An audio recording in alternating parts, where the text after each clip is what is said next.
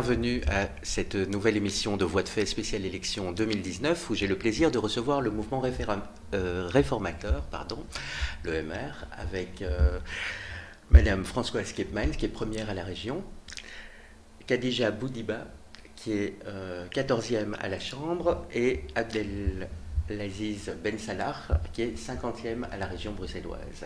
Bonjour et bienvenue à cette émission. Alors je vais commencer avec Françoise Kepmans. Vos engagements, vous êtes aujourd'hui tête de file de la liste MR à la région. Donc vous aviez fait un très beau score déjà à Molenbeek aux élections de 2012. De 2014, pardon. Vous avez mené cette commune à un redressement. Alors la région, dites-nous un peu pourquoi cet engagement à la région et où est-ce que vous voulez mener notre ville? Oui, donc bonjour, merci de nous accueillir dans l'émission. Alors moi je suis Françoise Kepmans, je suis molenbeekoise depuis ma toute tendre enfance, et d'ailleurs j'habite dans la même rue que Almouatine. Et j'ai décidé de me présenter à la région bruxelloise parce que je me sens, comme j'ai dit, profondément bruxelloise, amoureuse de Bruxelles. Bruxelles fait partie de mon ADN et pendant des années, je me suis pleinement engagée pour Molenbeek. Je reste évidemment tout à fait proche de Molenbeek, mais je pense que justement, mon expérience peut servir à la région bruxelloise parce que Molenbeek est la commune à l'avant-garde de tous les défis urbains que rencontre la région, que ce soit en termes de mobilité, d'éducation, de précarité. Et donc, ma connaissance de ces dossiers me permettra, j'en suis convaincue, de pouvoir prendre à bras le corps toutes les difficultés de la région qui sont nombreuses à côté de ces atouts. Donc, c'est vraiment une volonté de ma part que d'être tête de liste à la région. Et évidemment, je remercie toute l'équipe qui m'a soutenue. Alors nous sommes une liste à la fois avec des hommes et des femmes d'expérience, comme moi, mais aussi avec une nouvelle génération ou de nouveaux candidats, parce qu'il faut faire en sorte qu'à la région bruxelloise, il y ait des candidats de tous les quartiers, de toutes les origines, pour porter ce projet réformateur. Merci beaucoup. Je vais me tourner maintenant vers Khadija Boudiba, qui se présente, elle, à la Chambre et au fédéral. Donc, un enjeu de taille, continuer les avancées du gouvernement actuel, ou corriger le tir si nécessaire. Alors, pourquoi vos engagements? Donc, vous êtes bruxelloise, pourquoi vous n'êtes pas engagée à la région, par exemple, et pourquoi le fédéral vous tient à cœur? Alors, merci pour l'invitation. Je vais peut-être me présenter parce que je suis vraiment toute nouvelle dans l'équipe du mouvement réformateur. Donc, je suis infirmière licenciée en santé publique, je suis mariée, j'ai 4 enfants, je suis née à Bruxelles. J'y ai vécu 27 ans, je suis allée à l'école à Bruxelles, j'y ai travaillé, j'y travaille encore, j'ai toute ma famille, tout mon réseau d'amis, toutes mes connaissances sont à Bruxelles. Et il y a 15 ans, quand je me suis mariée et qu'on a cherché un petit nid d'amour, on s'est rendu compte il y a 15 ans que la problématique du logement elle était déjà bien ancrée. Et donc on s'est retrouvés à chercher un logement, puis on s'est retrouvés à Rode-Saint-Genès. Et là on a créé notre petite famille et j'y vis depuis 15 ans. Et donc en habitant à Rode-Saint-Genès, je ne sais évidemment pas me présenter à la région pour les listes régionales, mais je pouvais me présenter à la Chambre. Et au moment de l'élaboration des listes électorales, tous les militants en fait, ont reçu l'opportunité d'introduire une candidature, ce que j'ai fait. Et je l'ai fait en me disant, tiens, qu'est-ce que je pourrais apporter quelque part à ma fraction politique. Je pense que justement, cette connaissance de Bruxelles, je suis aussi née d'une famille issue de l'immigration. Je suis une femme, je suis de confession musulmane et toutes ces casquettes que je porte vraiment avec beaucoup de fierté, je pense qu'elles pouvaient apporter un petit regard neuf et qu'elles pouvaient contribuer à reconnecter notre parti avec Bruxelles et les Bruxellois avec leur parti. En tout cas, voilà, j'avais un petit peu la modestie d'y croire. Merci beaucoup. Alors, je vais me tourner vers notre dernier invité, Abdelaziz Ben Salah. Vous êtes candidat à la région. C'est exact. Alors, qu'est-ce qui vous a poussé à être candidat à la région? En fait, pour moi, après 33 ans à la police, donc je termine comme commissaire, j'ai voulu tenter une nouvelle aventure dans la politique. En fait, ce qui m'intéresse, c'est je faisais la loi, mais maintenant je voudrais savoir comment ça se passe derrière, pour vraiment voir la différence, comment ça se passe, comment ça fonctionne, puisque j'ai toujours exécuté ce que les parlementaires faisaient maintenant, à mon tour de voir comment on peut faire. Et puis, pour moi, à la police, il y a beaucoup de changements à faire. Donc, la sécurité, ça n'a pas de prix. C'est vraiment très important, la sécurité. Moi, je trouve qu'il faut beaucoup investir dans les policiers pour vraiment avoir beaucoup de bleus, on appelle ça beaucoup de bleus, à l'extérieur, et engager des civils afin de pouvoir compenser le manque. Parce que pour le moment, moi j'entends souvent ça, je suis en contact avec tous mes collègues, ils n'en peuvent plus, ils ne sont pas assez nombreux, il leur faut vraiment du personnel et ils n'arrivent pas à en avoir. Parce que certains qui habitent à Charleroi, Liège, Namur ou quoi, quand ils viennent, après leur contrat, dès que leur contrat est terminé, pendant ce temps, ils prévoient déjà d'aller s'installer à leur commune. Et puis voilà. Alors à la fin, j'ai entendu tellement de débats et je me dis, il faut quand même changer. Il faut vraiment une police de proximité déjà. Donc Bruxelles, c'est grand. On est 2500 policiers. Et chaque fois que j'entends quelque chose, c'est du négatif pour le moment. Il faut renforcer la police absolument, il faut des subsides, etc. etc. Mais il n'y a personne pour mieux en parler que moi, puisque j'ai commencé en 84 comme premier d'origine, maghrébine. Donc j'ai commencé le tout premier dans toute la Belgique. J'ai fait des connaissances avec des ministres et tout. Et puis de là, j'ai tracé mon petit chemin jusqu'au commissaire. Et puis je me suis dit, l'opportunité s'est présentée, ben, je me dis pourquoi pas. Il faut tenter le coup et voir comment ça fonctionne. Et j'ai été décoré par Sa Majesté le Roi également, une médaille chevalier de l'ordre de la couronne, donc que j'ai pu avoir. Parce que je suis resté quand même 34 ans et j'ai toujours été dans un service de garde. Vous savez ce que c'est un service de garde? Un service de garde, c'est-à-dire tout ce qui se passe, je suis le premier à aller sur place, que ce soit meurtre, viol ou quoi que ce soit, je dois aller sur place. On vient me chercher, je vais voir si c'est un meurtre ou c'est un suicide, c'est à moi de gérer et de téléphoner au magistrat. On est toujours en contact 24 sur 24. En fait, c'est ça le travail. Donc maintenant, j'espère qu'il y aura un changement parce qu'il y a beaucoup de policiers qui comptent sur moi, je dis la vérité. Chaque fois que je les vois, ils me disent « j'espère que tu vas faire quelque chose pour nous parce qu'on n'en peut plus ». Et même le syndicat SLFP, je suis toujours syndiqué chez eux malgré que j'ai arrêté, ben eux, ils pensent que s'il y a moyen de faire quelque chose, ben, ils pourront, grâce à moi, avancer et mettre quelque chose en avant. On va parler de ces enjeux de sécurité. Donc, Madame Skepmans, oui. Vous avez parlé de Molenbeek comme un petit laboratoire. Pas un laboratoire, parce que pour moi, les laboratoires, si on ne prend pas les mesures de sécurité et d'encadrement, ça peut être dangereux. Mais Molenbeek, c'est Bruxelles en petit, si j'ose dire. C'est quand même une commune qui a près de 100 000 habitants et qui connaît de très nombreux challenges, comme je l'ai dit, que ce soit social, éducatif, d'habitation.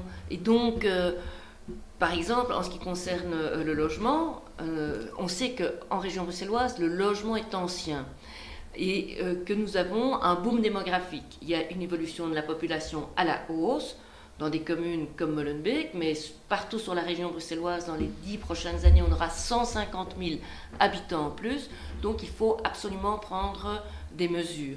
Donc il faut donner la possibilité de rénover l'habitat.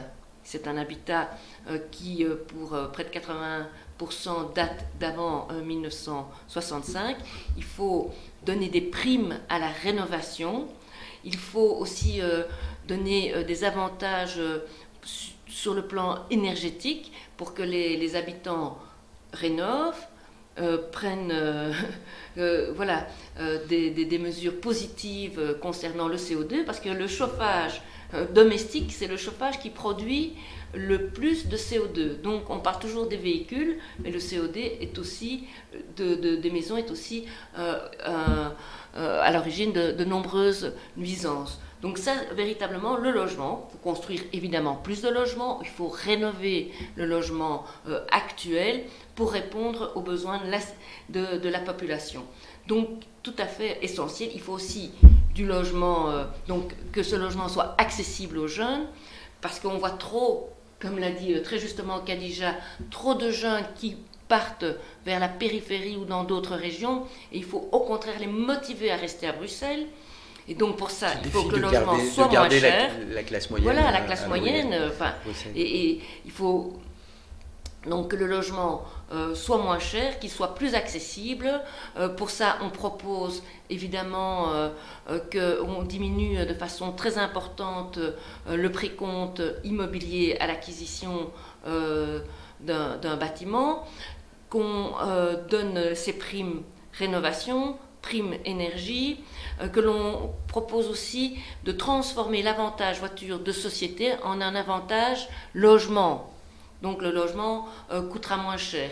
Il faut aussi du logement. Un chèque, une partie du loyer qui serait pris en charge. Exactement. Nous voulons également, il faut valoriser le logement privé, mais il faut aussi valoriser le logement public. Alors, le logement public, c'est d'abord la rénovation du logement, du parc de logement social.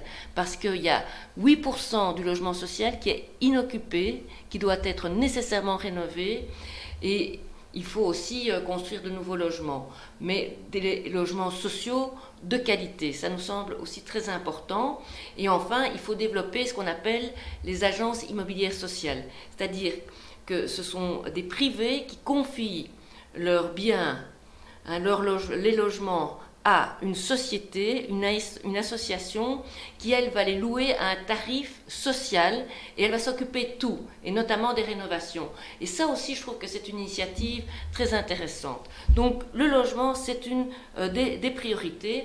La deuxième priorité, c'est la mobilité, parce qu'à Bruxelles, eh bien, c'est le chaos. Chaotique. Alors, c'est le chaos sur le plan de la circulation, de la mobilité. Il y a les tunnels. Enfin, moi, je me déplace surtout en métro, mais maintenant, comme je suis amenée à faire des déplacements dans les quatre coins de la région, je prends aussi mon véhicule, parce que je n'ai pas nécessairement la possibilité d'y aller en transport public. Eh bien, embouteillage presque permanent, travaux non coordonnés aux quatre coins des rues. On attend, et c'est ça une des grandes lacunes du gouvernement bruxellois, on attend qu'il concrétise ses projets. Parce que le gouvernement bruxellois, où les socialistes sont au pouvoir depuis 1989, 30 ans, alors que les libéraux sont dans l'opposition depuis 15 ans, ce gouvernement bruxellois vient toujours au dernier moment en annonçant des plans. Maintenant, il y a le plan Good Move, qui soi-disant va solutionner toutes les difficultés de mobilité à Bruxelles. Pourquoi est-ce qu'il le présente 2 mois avant les élections? Et c'est encore avec des déclarations d'intention. Moi, j'attends du concret, et notamment pour le métro. Je pense que terminer le métro, la ligne nord, jusqu'à Evere, c'est essentiel, parce que ça traversera des quartiers où il y a beaucoup de maisons, il y a une densité de population importante, et donc il faut que cette population puisse se déplacer aisément, d'autant plus qu'elle sera de plus en plus nombreuse. On doit aussi assurer du métro ou du pré-métro vers le sud de Bruxelles, pour faire en sorte que les gens puissent se déplacer très facilement. Il faut que ces tunnels qu'on a mis des années à rénover, que ça se termine très, très rapidement. Il faut aussi favoriser la mobilité douce.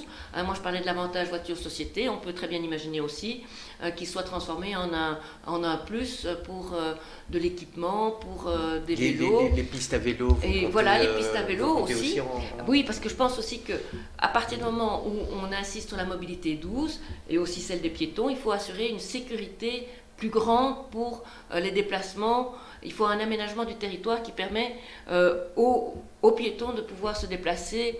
Et on entend trop souvent, malheureusement, des accidents qui sont parfois mortels, et c'est tout à fait dramatique parce que ce n'est pas suffisamment sécurisé. Donc ça aussi, ça me semble tout à fait important. Et dernière chose, les parkings. Parce qu'il y a la moitié de la population qui travaille à Bruxelles, mais il y a une autre moitié qui vient de la Flandre ou de la Wallonie. Et plus de 250 000 personnes qui prennent leur véhicule le matin pour aller travailler. Donc il faut véritablement les inciter à prendre les transports publics, à savoir le train, le RER, là aussi. C'est la région bruxelloise qui a bloqué le RER pendant des années. Hein. Et donc ce RER, maintenant il y a 1 milliard qui a été dégagé par le fédéral. Il faut que ce RER soit terminé le plus rapidement possible. De même que, vous savez, et c'est mal connu, qu'il y a des trains aussi à l'intérieur même de Bruxelles. La fameuse offre S. Voilà, exactement. Et là aussi, on a mis déjà 2 fois plus de trains, mais ça doit aussi être valorisé. Donc il y a vraiment beaucoup de moyens. Moi, ce que je demande, c'est qu'on avance. Et ça me semble la moindre des choses pour la mobilité. Donc ça me semble, voilà. Et c'est pas une question de sous, hein, c'est une question de volonté politique. On peut demander des emprunts à la Banque européenne d'investissement comme l'ont fait d'autres villes. Tous vos opposants ont dit qu'il y avait de l'argent à Bruxelles. Oui. Non, mais voilà, mais cet argent, il doit être bien dépensé. C'est vrai que Bruxelles, c'est une des régions les plus riches d'Europe, qui produit le plus de richesses. Et paradoxalement, c'est aussi, pour ses habitants, une des régions les plus pauvres, parce que cette richesse ne profite pas directement aux Bruxellois qui vivent à Bruxelles. Donc là aussi, il faut véritablement faire en sorte que, puisqu'on malheureusement en Belgique, on paie son impôt sur son lieu de domicile et pas sur son lieu de travail, on pourrait quand même aussi prévoir un petit peu pour le lieu de travail, puisqu'on met beaucoup d'infrastructures oui, surtout à la que disposition. notre voisin luxembourgeois fait l'inverse. Voilà, mais et en Allemagne aussi, hein.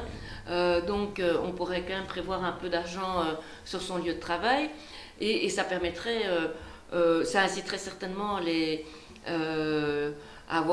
Bruxellois à rester à Bruxelles, mais surtout à pouvoir financer toutes les infrastructures bruxelloises qui sont bien nécessaires, puisque nous sommes la capitale de la Belgique, mais nous sommes aussi la capitale de l'Europe. On accueille des institutions internationales, donc tout ça aussi crée beaucoup de richesses. Il y a beaucoup d'entreprises qui s'installent à Bruxelles, mais qui malheureusement, quand elles atteignent une certaine taille, eh bien, quittent la région bruxelloise, parce que finalement, il y a les problèmes de mobilité, ça coûte plus cher, il y a les problèmes administratifs, et donc il faut au contraire empêcher cette délocalisation et soutenir la création d'entreprises, de PME, parce que c'est aussi la création d'emplois. Et à côté de ça, c'est vraiment ma 3e priorité. Oui, c'est justement presque 15% voilà, de chômage. Il y a beaucoup trop de personnes qui n'ont pas d'emploi à Bruxelles.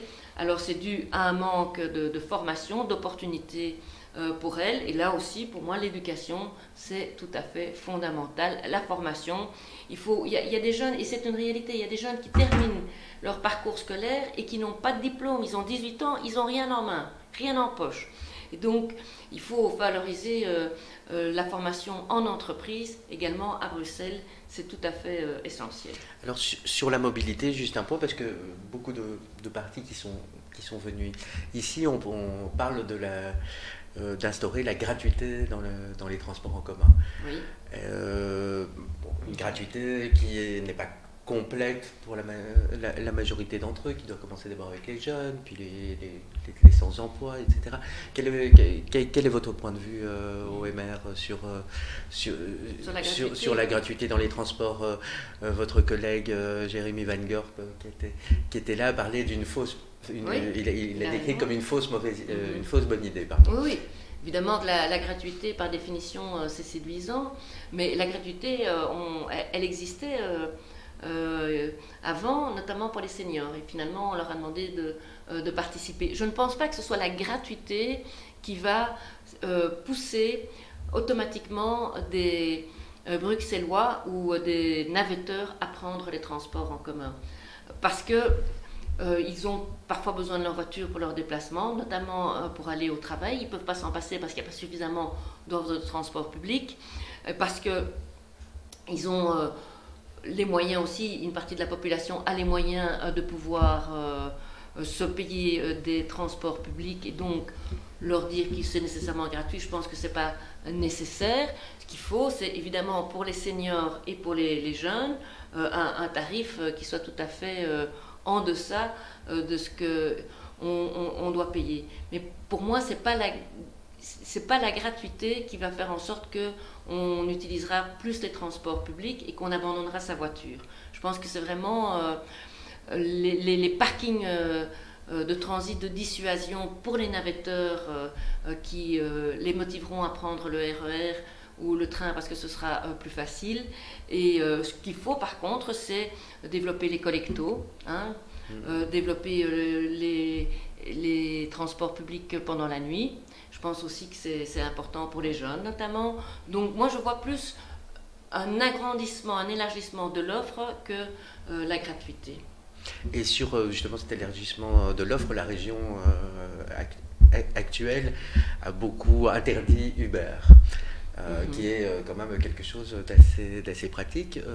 À San Francisco, ils avaient d'ailleurs dit que d'ici 25 ans, il n'y aurait plus de taxis comme on entend en maintenant, mais ça serait tous des services de voitures partagées. Quelle est pour vous cette... parce que bon, on peut comprendre que Uber ne respecte pas certaines règles et tout ça, comment on peut essayer d'encourager, parce que le MR fait beaucoup sur tout ce qui est l'économie collaborative, comment vous voyez pour encourager peut-être un concurrent Uber, ou qu'est-ce qu'on fait des taximans qui ont leur licence, certains proposent de racheter les licences. Quel est votre point de vue là-dessus? Alors voilà, moi je trouve que les taxis, voilà, il ne faut pas enlever aux taxis la capacité de pouvoir travailler à Bruxelles.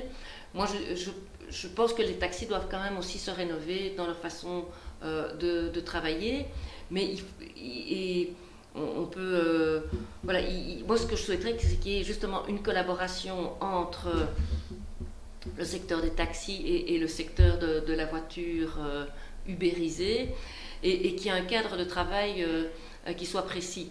Parce que la difficulté avec Uber, c'est que finalement, en termes de protection sociale, on sait qu'il y a des gens qui ne respectent pas nécessairement les lois sociales dans le cadre de Uber, et donc ça fait une concurrence déloyale par rapport aux taxis.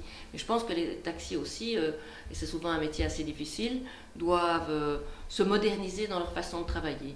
Mais ils doivent aussi pouvoir s'accorder. En tout cas, si moi je suis dans le gouvernement, ou comme ministre-présidente, je voudrais nécessairement qu'il y ait un dialogue constructif entre le secteur des taxis et Uber pour que chacun s'y retrouve et que le service à la population soit également donné.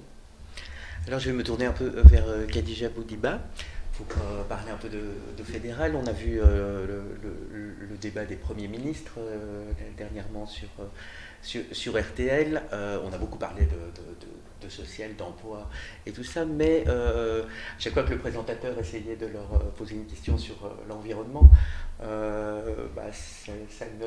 aucun des deux ne répondait vraiment. Ils étaient plus dans leur propre débat. Alors on a l'occasion avec vous justement de voir, il y a eu une tentative de loi climat, quels vont être les grands enjeux de cette nouvelle législature si le maire est de nouveau aux commandes au fédéral? Il faut savoir qu'au MR, ils n'ont pas attendu les écolos pour se soucier du climat.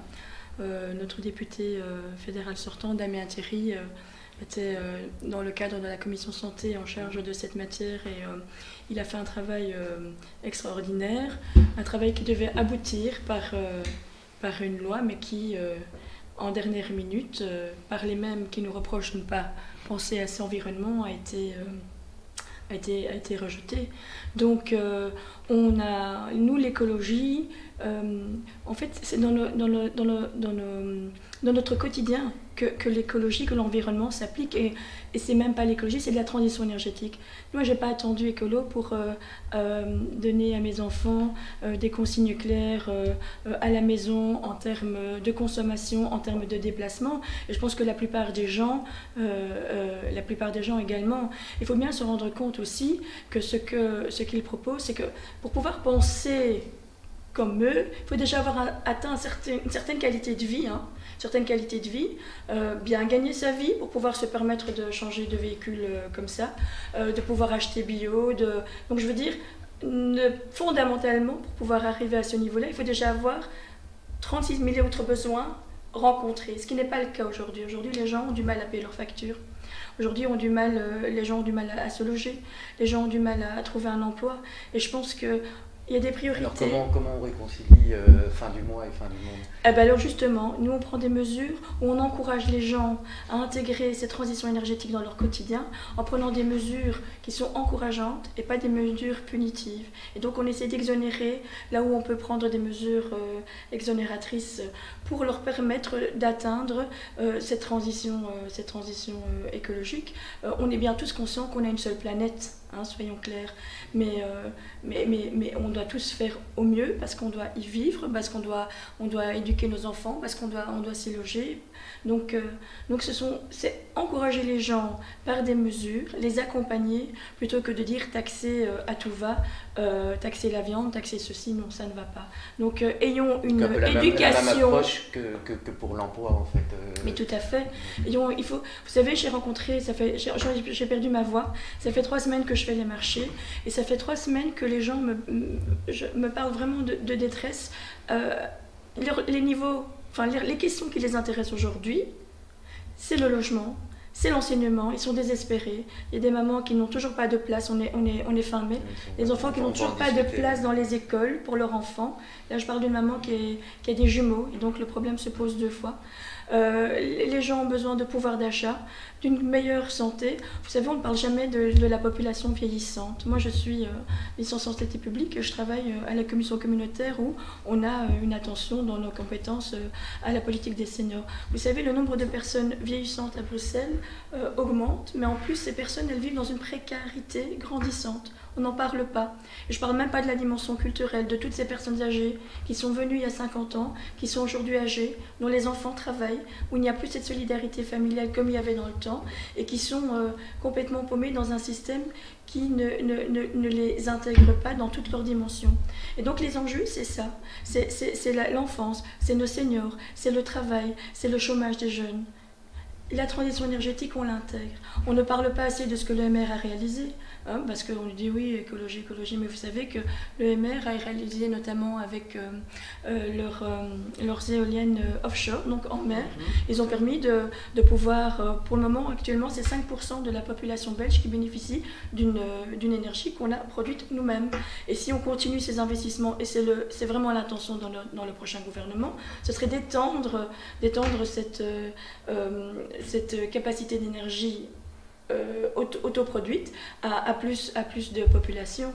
Donc je pense qu'il faut revenir à ce qui a été réalisé entre un démarrage où il y avait un déficit très grand, et Sophie Wilmès, notre ministre, l'a assez répété, 12 milliards, on est à 3 milliards aujourd'hui, tout en prenant des mesures qui ont relancé l'économie et qui ont permis de créer de l'emploi, qui ont permis d'aider des gens dans différents secteurs.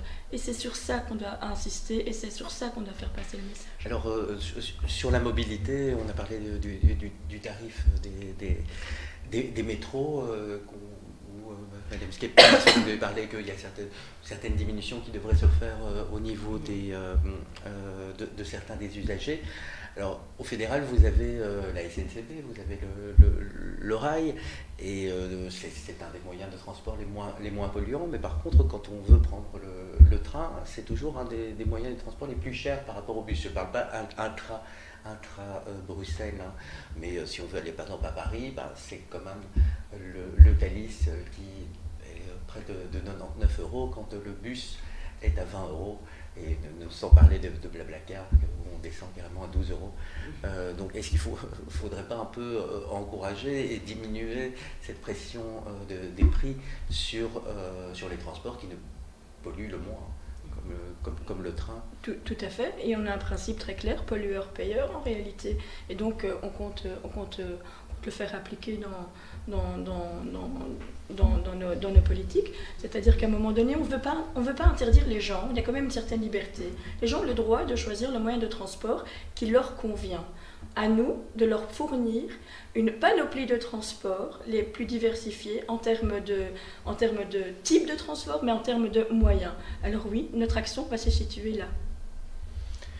Alors je vais me tourner maintenant vers Abdelaziz Ben Salah sur le point de sécurité, parce que bon, se déplacer à Bruxelles, vivre à Bruxelles nécessite aussi une certaine sécurité, et on voit que il y a de moins en moins de sécurité à Bruxelles. Enfin, le métro n'est pas tellement sûr. On met notre abonnement, on a directement quelqu'un qui nous pousse derrière pour passer, ce genre de choses-là, dans beaucoup de stations. Alors pour vous, quelles sont les mesures, mis à part l'augmentation, vous avez parlé de l'augmentation des effectifs policiers à Bruxelles, mais mis à part ça, quelles seraient des mesures importantes à mettre sur pied pour garantir la sécurité de chacun, des femmes aussi qui sont aussi harcelées. Il y a de gros problèmes d'harcèlement aussi dans certains coins à Bruxelles. Il y a des moyens, c'est-à-dire les métros doivent être sécurisés, mais il faut engager du personnel. Donc, je ne sais pas si vous avez remarqué, il y a parfois 2 policiers qui font tout le tour. Le temps qu'ils arrivent, c'est trop tard. Donc il faut vraiment rajouter du personnel. Évidemment qu'il faut engager du personnel, mais il faut trouver le personnel. Et c'est pour ça qu'il y a maintenant un bâtiment, encore un effet d'annonce du gouvernement bruxellois, un bâtiment qui est destiné aux métiers de la prévention et de la sécurité. Les métiers de la ville, c'est extrêmement important, mais là encore on a attendu trop longtemps parce que on a constaté que l'école de police ne parvenait pas à former suffisamment de jeunes, notamment de jeunes bruxellois, qui pouvaient réussir leurs examens pour entrer à la police. Donc, il y a une difficulté. Donc, pour nous, à Bruxelles, c'est très important que d'avoir des policiers, des stewards, des gardiens de la paix qui soient justement issus de Bruxelles, issus aussi de la diversité, et donc qui connaissent leur région, et malheureusement ce n'est pas le cas, surtout dans la police. C'est mieux dans la prévention, mais je crois aussi que le métier de gardien de la paix peut être amélioré. Ils doivent véritablement assurer cette prévention, avoir le contact avec la population, pouvoir les informer. Donc c'est vraiment très important d'avoir cette proximité en rue, avec les policiers, les gardiens de la paix, des stewards aussi, de sécuriser les rues, de sécuriser les abords des écoles. Et voilà, ça nous manque. Alors il faut engager plus de policiers, mais il faut aussi trouver les bons policiers. Alors on parle aussi de caméras, oui. l'aide à technologique, à tout ça. Est-ce que vous êtes favorable? Oui. Je pense que David Weissman porte beaucoup les caméras à Bruxelles.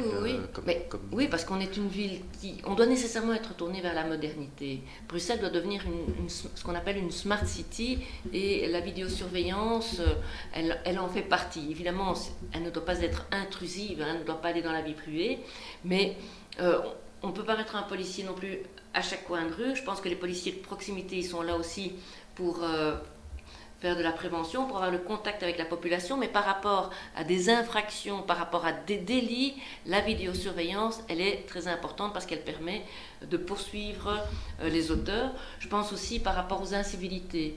Ce qui nuit aussi fort à Bruxelles, c'est la malpropreté. Oui, la propreté. Et pour ça, il y a un gros souci, parce que si vous allez dans les quartiers des Woluwe, d'Oderghem, là ça va. Les rues sont propres, les trottoirs sont grands, mais dans des quartiers à Anderlecht, à Molenbeek, à Saint-Josse, à Laken, même le bois de la Cambre, où il y a une densité de population beaucoup plus importante, c'est pas les 2 ramassages par semaine qui vont changer la donne. Là, il faut il faut prévoir des containers enterrés. Il faut véritablement être beaucoup plus moderne. Il faut prévoir plus que 2 ramassages par semaine. Et là, il faut aussi sanctionner, parce que malheureusement, on constate qu'il y a des personnes qui habitent dans la périphérie, qui viennent apporter leurs poubelles à Bruxelles parce que, comme ça, elles ne doivent pas payer. Qu'il y a des gens qui jettent leurs dépôts clandestins, leurs encombrants, alors qu'il y a des ramassages qui se font à domicile ou des opérations container. Donc il faut aussi là des caméras de vidéosurveillance pour voir, parce que ce sont souvent les mêmes personnes qui commettent ces incivilités. Et après la sensibilisation, après l'information, il faut pouvoir amener la sanction pour que les gens changent de comportement. Ah oui, la propreté est un grand enjeu sur la région bruxelloise. Mais pour le moment, on a l'air de voir que le tout un chacun, disons que les citoyens sont assez, mis à part certains, enfin, sont assez respectueux, vous l'avez dit, du triage et tout ça. Mais quand on commande, moi ma compagne a commandé des boucles d'oreilles via internet, elle a reçu un paquet comme ça, emballé. Est-ce que on ne devrait pas, vous avez parlé de pollueur-payeur, un peu aussi insister sur toutes ces entreprises d'arrêter tous ces emballages inutiles? Quel est votre certainement, je pense qu'il faut être un peu cohérent. Vous savez, j'ai vu dans des supermarchés des bananes, c'était des mandarines, pardon, qui avaient été épluchées, où les quartiers avaient été emballés avec du plastique, du film fraîcheur, avec une petite barquette. Là, je me dis, on est vraiment loin, quoi. Mais là, ce sont des... Là, il faut qu'on prenne des... Vous avez des sanctions prévues? Je pense que c'est vraiment les taxes qui... Bon, pour moi, voilà, c'est ça, c'est la sanction... Quand je parle des sanctions, notamment par rapport aux incivilités, malheureusement, c'est la sanction qui touche au portefeuille, même pour les entreprises, qui peut être la plus efficace.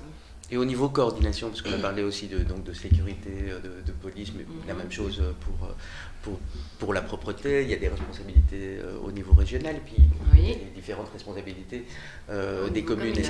Est-ce que ça ne crée pas une plus grande difficulté au niveau de l'efficacité des mesures, d'avoir justement cette fragmentation à l'extrême? Et si oui, alors est-ce que vous proposez de concentrer peut-être un peu plus ces pouvoirs, ou d'avoir peut-être une meilleure coordination au niveau de la région parmi les grandes communes? opérations, par exemple les opérations de container, le ramassage, ça doit se faire évidemment au niveau de la région. Je pense que le balayage doit rester au niveau communal.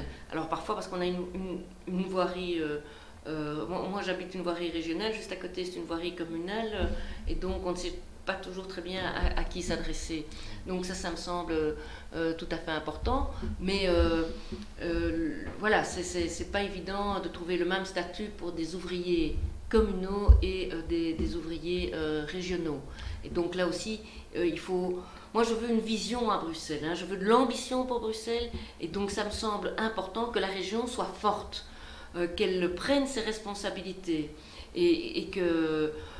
voilà, elle puisse s'entendre avec les communes, mais que les communes aussi prennent conscience que nécessairement la collaboration avec la région est indispensable. Et c'est vrai qu'on a aujourd'hui 19 communes.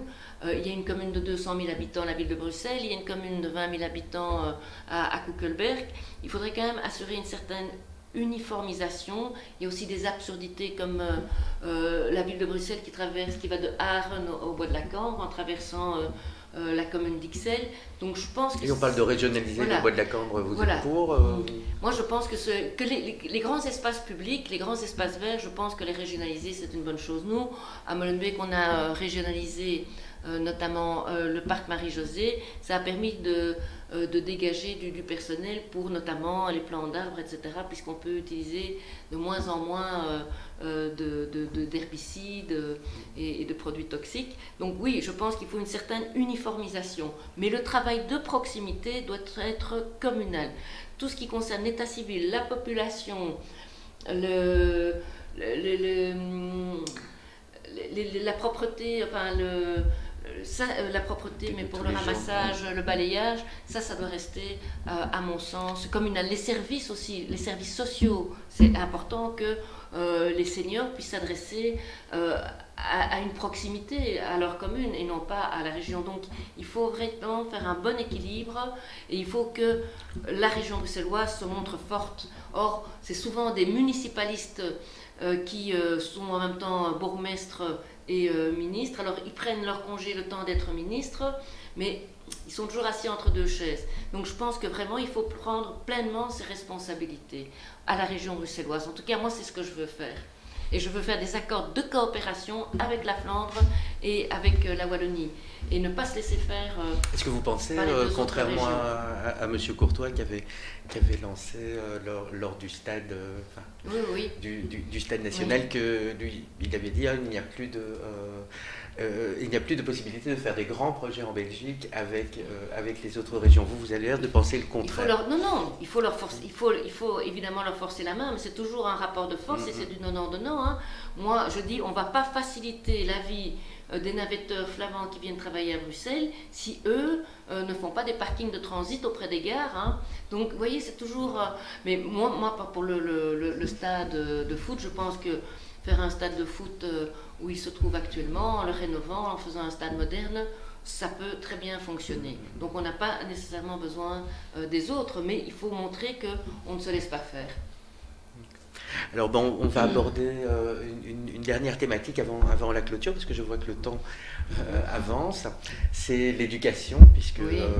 c'est un peu la mère de toutes les recettes. Si on veut apprendre à trier, si on veut apprendre à respecter les autres, on a besoin de l'éducation. Alors cette éducation, elle a été... il y a eu...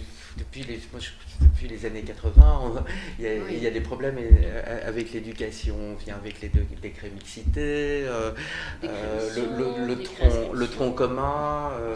Donc le dernier groupe MR qui était ici, on a beaucoup parlé, ils ne sont pas vraiment en faveur du tronc commun, ni de ce fameux décret d'inscription qui pour eux a accru les inégalités plutôt que les avoir résolues. Qu'est-ce que vous en pensez? Parce que c'est un de vos fers de lance. Oui, absolument. Je pense que, pour moi, la jeunesse, c'est essentiel. La jeunesse à Bruxelles. Il y a de plus en plus de jeunes. Hein.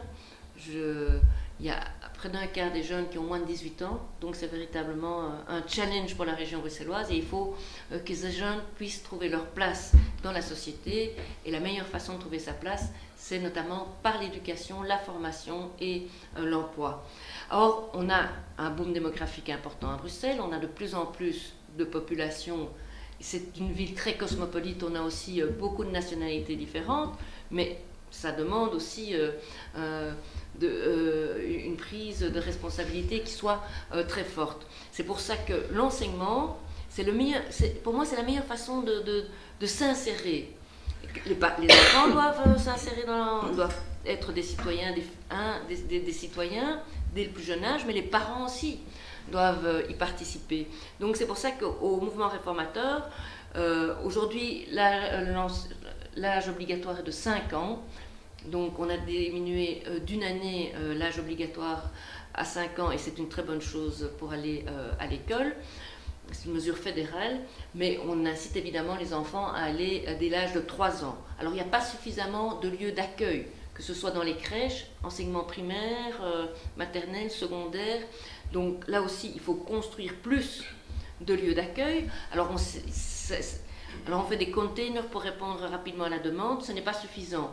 Quand j'étais bourgmestre de Molenbeek, j'ai créé avec la communauté française, la commune de Berchem et l'ULB, 2 écoles. On a pris 2 bâtiments, un qui était une ancienne entreprise pharmaceutique et l'autre une ancienne société immobilière. On les a transformés en école, en pédagogie active. Et je peux vous assurer que ça marche très bien parce que l'école, elle doit être aussi tournée vers la modernité. Alors c'est important pour un enfant d'apprendre à compter, à lire, à écrire, d'avoir ses savoirs de base, de les maîtriser, mais aussi de pouvoir apprendre à se débrouiller, à chercher l'information, de ne pas la connaître comme une encyclopédie, mais de pouvoir être suffisamment formé que pour savoir où aller chercher l'information. Parce que tout va tellement vite que ça me semble tout à fait indispensable. Et nos écoles, non seulement il n'y a pas suffisamment de place dans les écoles, mais en plus ces écoles ne sont pas outillées vers les nouvelles technologies. Et c'est très important dans l'enseignement général, mais aussi dans l'enseignement technique et professionnel, ce qu'on appelle de transition et qualifiant, parce que je veux que ces jeunes, à la sortie de leur scolarité, puissent postuler à un emploi. Aujourd'hui, ils doivent nécessairement encore suivre des formations par la suite, ils ne savent pas bien laquelle, et on ne trouve pas nécessairement les entreprises qui voudront bien les former. Donc pour moi, ça c'est véritablement un challenge parce que l'école, c'est le facteur d'émancipation par excellence. Tous les enfants seraient... Enfin, moi qui, dans ma fonction, je peux vous assurer que j'ai été dans beaucoup d'écoles, j'ai fait beaucoup de remises des prix, j'ai suivi beaucoup d'activités scolaires, et tous les enfants, quelle que soit l'école, mais tous les enfants se ressemblent, ils ont toute cette volonté, cette envie d'apprendre, de participer. Ce sont des enfants positifs, souriants, hein, quelle que soit l'origine de leur milieu et leurs possibilités. Donc il faut véritablement les pousser, et je pense que pour Bruxelles aussi, ce qui est important, c'est que dès le plus jeune âge, on leur donne la possibilité d'apprendre une autre langue. Parce que Bruxelles c'est une ville multilingue. Donc il y a le français, le néerlandais, souvent il y a une langue aussi à la maison, puisque plus de la moitié des Bruxellois ne sont pas nés en Belgique. Donc c'est vraiment une richesse, et cette richesse, elle doit nécessairement être valorisée. C'est pour moi la meilleure recette du vivre ensemble. Justement, on aborde la dernière question de cette émission. Et donc là, je vais faire un petit tour de table. Ici, vous êtes à Al-Mouatine, c'est le citoyen en arabe. Derrière vous, vous avez des beaux mots de partage, solidarité, éthique. C'est une chaîne pour tout le monde. Il n'y a pas de communauté à Al-Mouatine à part ses valeurs. Et donc ce vivre ensemble, Bruxelles est un exemple, vous l'avez cité plusieurs fois au niveau du multiculturalisme. Bon, ces communautés ne se touchent pas tout le temps, les eurocrates ne connaissent pas beaucoup de Belges, même s'ils vivent à l'intérieur des 19 communes.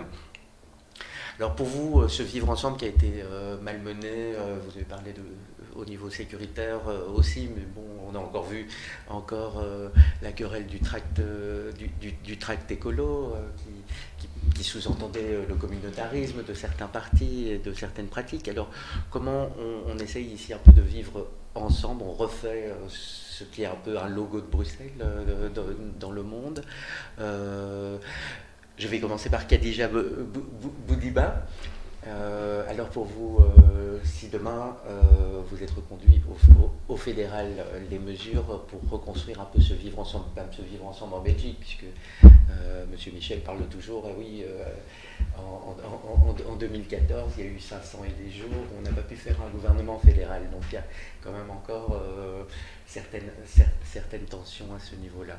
Donc, le vivre ensemble. Le vivre ensemble. Le vivre ensemble à l'intérieur de Bruxelles, mais aussi entre les régions. Entre les régions, oui, comme c'est le fédéral, donc la Belgique est un laboratoire, vous n'aimez pas le mot laboratoire, mais c'est un petit, c'est comme Molenbeek pour l'Europe. Les discriminations, nous luttons contre les discriminations sur toutes les formes. Vous parlez par exemple de l'exemple spécifique de Bruxelles. Moi, je peux vous dire qu'en tant que francophone qui vit dans une commune à facilité flamande, il y a aussi un vivre ensemble. Donc je veux dire, le vivre ensemble, il prend plusieurs formes, il prend plusieurs visages. Moi, ce que je pense, c'est qu'il faut vraiment profondément que tous, surtout particulièrement à Bruxelles, qu'on réclame tous notre belgitude. Je pense que quand je vois qu'on a encore des propos et des discours comme si certaines communautés étaient arrivées hier alors que ça fait 50 ans qu'elles sont là, ça me rend triste. Moi, je suis née de parents immigrés analphabètes. J'ai cette nostalgie de mon enfance, où j'ai eu une enfance et une adolescence où je me suis vraiment... de très belles années, où l'enseignement était de qualité, permettait d'avoir un ascenseur social qui fait que, voilà, aujourd'hui je me tiens devant vous, je suis candidate fédérale, je suis bilingue, je suis fonctionnaire. Donc je pense qu'il faut revenir vers ça. Je pense qu'il faut... alors c'est vrai qu'on a eu l'actualité qui nous a quand même profondément choqués. Les attentats ont fait beaucoup de tort dans toutes les communautés, aussi bien chez les belgo-belges, pour le dire comme ça, que pour les Belges issus de l'immigration. Mais je pense qu'il faut vraiment se recentrer sur notre belgitude, et j'aime bien ce terme. Je veux dire, réclamons d'abord notre belgitude, réclamons d'abord notre socle de valeurs communs, et puis alors, parlons des différences avec lesquelles on peut vivre. Mais je veux dire, réclamez tous votre belgitude, et avançons dans ce sens-là. Parce que si on se sent profondément belge, on voit dans la même direction. Mais on peut être belge en étant différent, en étant belge. Vous savez, la discrimination, c'est pas simplement une couleur de peau, une religion. En tant que femme, on est aussi discriminé. Donc voilà. Donc nous allons certainement prendre des mesures pour lutter contre toutes les formes de discrimination, contre l'islamophobie, contre l'antisémitisme. Je veux dire, plus que jamais, il faut qu'on se retrouve autour de ces valeurs communes. Et c'est un message qu'on va porter très fort, et on ne va pas laisser les gens nous diviser. Alors, Abdelaziz Ben Salah, en une minute avant de donner la oui. conclusion à Madame Skepman. Pour vous, le vivre ensemble à Bruxelles, quelles seraient les premières mesures? S'ouvrir à tout, qu'il soit blanc, noir, jaune ou quoi, on doit accepter tout le monde. Donc, et comment on transforme les gens réfractaires, je dirais, entre guillemets, moi, à des gens comme vous et moi? C'est-à-dire, moi, je suis facile. En fait, je parle facilement avec les gens et les gens m'acceptent. Donc, quand je commence à parler avec les gens, eux, c'est directement, ils s'ouvrent à moi. Donc, quoi que je dise, je ne sais pas, c'est inné peut-être chez moi. Dès que je parle avec des gens, ils commencent à me raconter leur vie et tout ça. Ça, c'est d'après mon métier, évidemment. Puisque, donc, ça commence par le vivre ensemble l'un envers l'autre, le respect mutuel. Le respect mutuel, donc ça, c'est le... Alors, Madame Skepman, en mot de conclusion, le vivre ensemble à Bruxelles. C'est vrai que comme le disait Aziz, mais le vivre ensemble, c'est le contact. C'est très important de se connaître, de se rencontrer, de dialoguer, même si ce n'est pas facile, mais d'aller vers l'autre. Et donc moi, je suis toujours, quelle que soit la personne qui est en face de moi, quelles que soient ses origines, quand cette personne me sourit, eh bien, je trouve que c'est toujours positif. Donc, c'est vraiment ce que je demande aux gens, c'est de regarder l'autre et d'aller vers l'autre. Ça me semble tout à fait essentiel. Alors, il y a la belgitude, il y a aussi une identité bruxelloise qui se construit de plus en plus.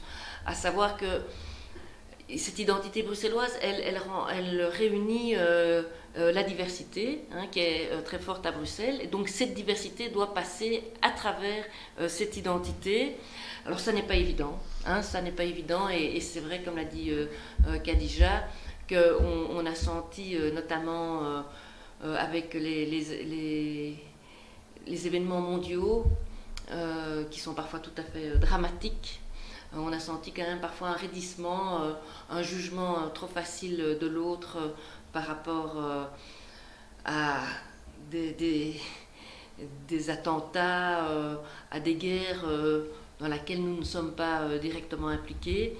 Et donc, c'est pour ça que moi j'insiste beaucoup sur l'école, parce que c'est à l'école que l'on peut apprendre à connaître l'autre aussi. Et je voudrais que justement les écoles... Mon regret, c'est que parfois... quand je vais dans une école, je me dis, tiens, je fais une remise de prix, et bien tous les enfants, ils sont à peu près de la même origine. Et au contraire, moi j'aimerais bien que les enfants soient amenés à se rencontrer, que des publics différents d'enfants et de jeunes soient amenés à se rencontrer par des échanges, des rencontres, des stages, même s'ils n'ont pas la possibilité de le faire directement à l'école. Et ça manque également très fort. Parce que si on apprend à connaître l'autre dès le plus jeune âge, et on se posera beaucoup moins de questions par la suite. Et il faut le faire de manière positive. À Molenbeek, on a appris, par exemple, les jeunes ont participé à des stages, ils ont été à des stages où ils ont rencontré des jeunes du centre laïque juif. Donc ça montrait qu'ils sont des différents, mais on se réunit à travers des valeurs communes qui sont celles que vous avez très bien mis en évidence ici, celles de la liberté, du partage, de l'entraide. Je trouve que vraiment vous avez bien réuni toutes les valeurs qui sont essentielles et qui font justement la démocratie et Bruxelles. Donc moi je me sens tout à fait séduite par le tableau qui est derrière moi. Un grand merci à tous les trois et à très bientôt pour une nouvelle émission de Voix de fait spéciale élection 2019. Au revoir.